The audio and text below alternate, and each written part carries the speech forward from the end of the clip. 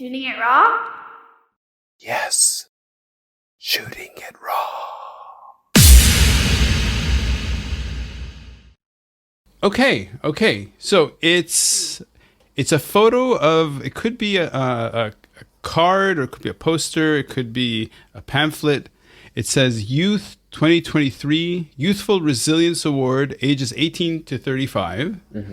A young person who has overcome exceptional challenges, family circumstances, geographical location, mental and physical health, while making an important contribution to society. And there are three people in this thing. Aaron George, Latifa Liverpool, and this handsome person named Kareem Rice. So what's this? Nominated for a National Youth Award in Trinidad and Tobago. That's where I'm from. For the category of youthful resilience. And so that was actually that image is the pamphlet with all of the other nominees. What was really amazing for me is that I've been through a lot, and being able to, even though I placed like first runner up, right, in that category, I've been through circumstances in life that first runner up was like a win to me, a huge win, because I'm I'm 31. I've been diagnosed as schizophrenic when I was 21, right? So 10 years ago, Oh, yeah. So 10 years ago, I like what I experienced, and that image would something like that would be considered a delusion because why would someone like me think that they could be nominated for a national youth award in their country? This guy must be crazy. It's a delusion. So like it really brought home the thinking process for me of even though there are things in life that only I might be able to see or experience, it doesn't mean that it's not possible. And uh, that image with the other nominees who are amazing human beings as well. The guy who actually won the category is visually impaired, and that goes to show that anyone is capable of doing something with their life. So that first image we're speaking about now, it really means a lot, and I'm grateful. Yeah, yeah, yeah. yes. Okay, so we just met. I don't know your story. Okay, I don't know. So you don't know my story. So I've had 3 near-death experiences. I've had some challenges, mental health challenges, life challenges, that kind of thing. But so when you say something like that, and I hear you and I see you, I mean, I have to ask, like, do you want to share a little bit of, because to be nominated for this kind of award, youthful resilience, right? It means pushing through some very hard times. Is this something you'd like to share? Besides being diagnosed as schizophrenic when I was 21, my story initially is that I grew up in a single parent home. I was like a jock in school, or I used to play soccer or football, as we call it in Trinidad and Tobago. A popular guy, um, got involved in partying and hanging out excessively, a lot of marijuana here and there, and a lot of alcohol as well in my younger days. And unbeknownst to me, things that I would have not been able to understand when I was younger, as and these things are our family. Like there was a history of mental health challenges on my mom's side, but these are taboo topics, and these topics, when we don't discuss it, no one really has the tools to deal with these types of challenges in life. So besides dealing with abusing marijuana and alcohol and living a directionless life, I became a parent at the young age of 19. I first became a parent when I was in high school. So, like, my daughter was born when I was 19 years, and 2 years later, my son was born. So, Oh wow. I was dealing with these types of challenges, and I couldn't Oh wow. cope because I didn't have the tools, and I was not in a position, to take care of myself, even though I was working to try and handle my responsibilities as a young dad.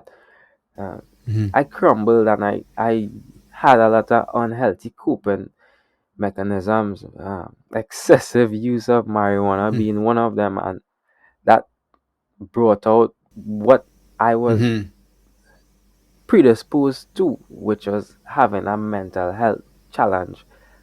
So I found myself in a drug Hmm. rehabilitation center called the New Life Ministries Drug Rehabilitation Center, and that was the first step. And I'm trying to summarize the story because a lot had happened. But whilst at the New Life Ministries Drug Rehabilitation Center, I would have Hmm. had to been committed. I was committed halfway through my stay at the New Life Ministries Drug Rehabilitation Center to our psychiatric hospital called the St. Anne Psychiatric Hospital, which is uh, just about 100 years Hmm. old on our island of Trinidad and Tobago. And I was diagnosed schizophrenic at the asylum. And so that's part of the story. And Right. like from that time till now, I don't know how asylums are in different parts of the world, but it's it's the type of institution where you don't just leave an asylum. You have to prove that you are fit mentally uh, Hmm. to leave, because the doctors have to sign you off. Yeah. So Yeah. unlike Yeah. jail or a youth center, you don't just leave that place. And it was a journey, and it still is. And I'm in solidarity with people like myself who struggle on a day to day with Hmm. mental health disorders or conditions that they have to live with. Yeah. Okay, so Kareem, just so you, I don't know if you know my story. Okay, I born in Jerusalem in Israel. My parents left when I was a baby, when I was one. So Israel isn't my thing. I grew up in Montreal, Canada. Montreal, Canada has a reputation for being, yeah, advanced, progressive as far as mental health and all this stuff. Certainly, it gets better every year because people and knowledge gets better every year. And then 20 years ago, I moved to Hong Kong. So I'm in Hong Kong right now. I'd say Hong Kong is probably about a decade behind where Canada, the UK are, as far as recognizing and appreciating the depth of how mental health impacts on a person's life. So, because I know nothing about Trinidad and Tobago in terms of the mental health issue, the mental health landscape, the resources, the taboos, all this stuff. How about you share a little bit about what is it like to be to feel so alone, because it's a journey, or it's a battle, not a battle, but it's basically a difficulty you kind of have to get through by yourself, right? And then you turn to some people for help. Why don't you make that real for people? Like, what is that experience like? That experience for me, schizophrenia is different from most mental health challenges. And it's filled with positive and negative symptoms. And whilst I was dealing with that, and I still do deal with it, but just not in a intense way as I would have been dealing with it when I was younger, because I'm growing older and you pick up a few Mm-hmm. tricks here and there and how to manage and cope. strategies. But at that time, it was a situation, or it was things that were happening to me that I didn't have answers to. My mom didn't have answers to. My father didn't have answers to. My family Mm-hmm. didn't have answers to, whether it be aunts and uncles, because I'm an only child. No brothers, no sisters. No one had answers to my questions, and I Mm. would have been recommended to my father. Someone recommended my father carry me to a drug rehabilitation center.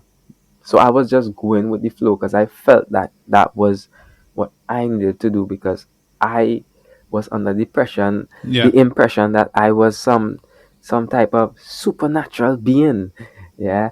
And I came into this world for a particular reason, and I'm supposed to Mm-hmm. make some sort of change.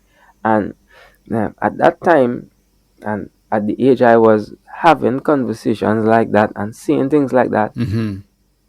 you get a weird side eye from people when you're speaking, because they're like, who does this guy think he is? What is he talking about? Legacy, his business. Who does he think he is to be? So I was extremely Mm-hmm. paranoid at that time, because I didn't know how to deal with what I was feeling, what I was hearing, Mm-hmm. and what I was seeing. And being the popular person I was, it was Yeah.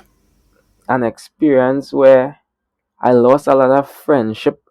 A lot of people who I considered close friends, or who looked up to me, shunned me. They shunned me and viewed me as someone who is at the bottom of the barrel, because where I'm from, schizophrenia is associated with homelessness and um, insanity.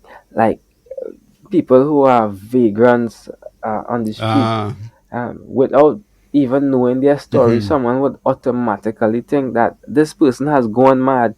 He has schizophrenia. He's talking to himself, and he's answering when he's talking to himself. So Mm-hmm. it's like all hope and faith that was placed in me before I had that challenge to deal with, it vanished into thin air. And till this day, there would be persons or people who still view me through that particular time. They see me as that person who was going through that challenge in life. And I don't think that I would be able Mm-hmm. to change their opinion no matter how many things I accomplish.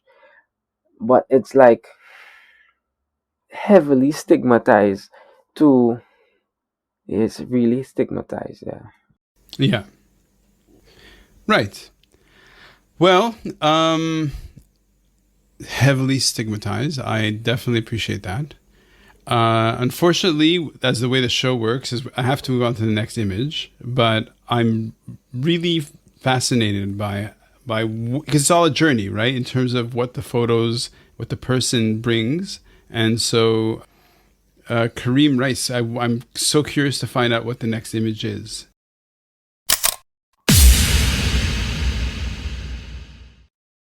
So, is life really a gift? Really? Can you make every second count? That's the whole point of the podcast. So if you like what you've seen and you're inspired, because that really is my mission, then please give it a like, subscribe, and share. Shooting it raw?